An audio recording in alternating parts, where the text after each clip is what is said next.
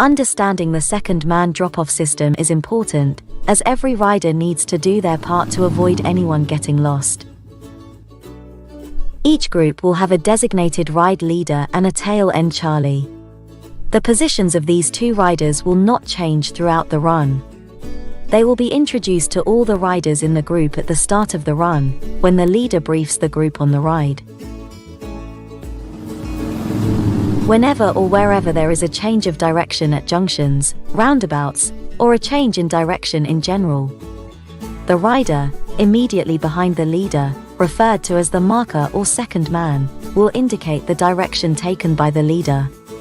The second rider stays as a marker for all the following bikes.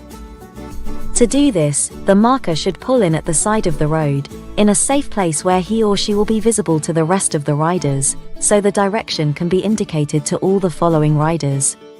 It is most important that the marker stops in a position where it is safe to do so, and they do not put themselves at any risk, and they do not obstruct any other road users, and the rest of the ride can see them clearly as they approach a directional change.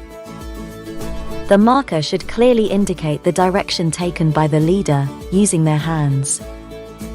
When the tail end Charlie approaches the marker should take up position in front of the tail end Charlie. The tail end Charlie should leave enough space for this to happen. If it is not safe to pull out in front of the tail end Charlie, then the marker should rejoin the group when possible, and take up position in front of the tail end Charlie as soon as it is safe to do so. It could happen that the number 2 rider forgets to mark a directional change, in which case the next rider, the third rider in the group, should take it upon themselves to be the marker and mark a directional change, to prevent the chain from breaking. The second man drop-off marker system involves the entire group. Every rider will have a turn as a second man marker. The marker gets rotated from front to back, and naturally moves back up to the front, until it is once again time for them to mark a change in direction. For the avoidance of doubt, if a junction or roundabout is not marked, the default action is to continue straight ahead. If you are unsure as to whether you should mark a junction, then mark it anyway. It is better to mark a junction that doesn't need marking, than not to mark one that does. A roundabout, or crossroads where you do not have priority, should be marked by parking in a safe visible position on the exit. We will not use the marker system on a motorway. There is no need to play catch-up. With the drop-off system, there will be a marker waiting for you at the next junction for as long as is needed. A staggered riding formation is the preferred option where appropriate, to aid progress and forward visibility, and transit through traffic lights. Avoid follow my leader, the bike in front riding style riding, which could lull you into unsafe riding.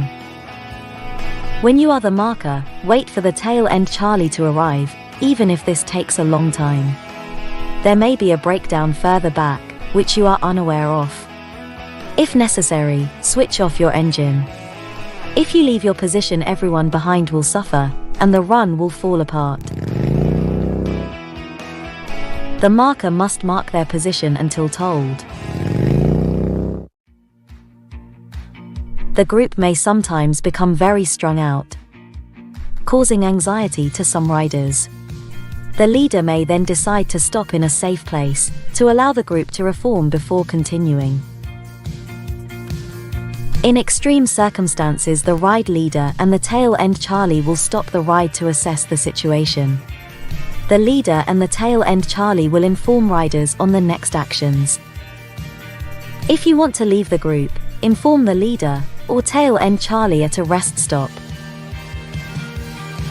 If you pull over, then ensure you are safe in a visible position and wave other riders past. When the tail end Charlie arrives, he or she will stop, and you can then inform him or her that you are leaving the group, and why. Please arrive with a full tank of petrol and an empty bladder.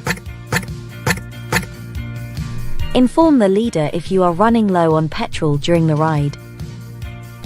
Riders are reminded that they must obey all relevant UK road traffic laws. They are to observe the highway code and heed the warnings displayed on roadside signs and signals.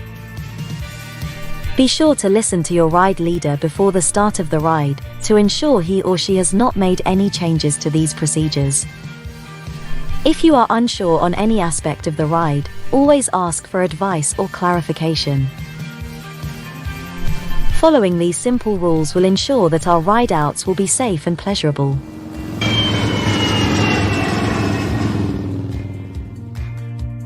Thanks for watching.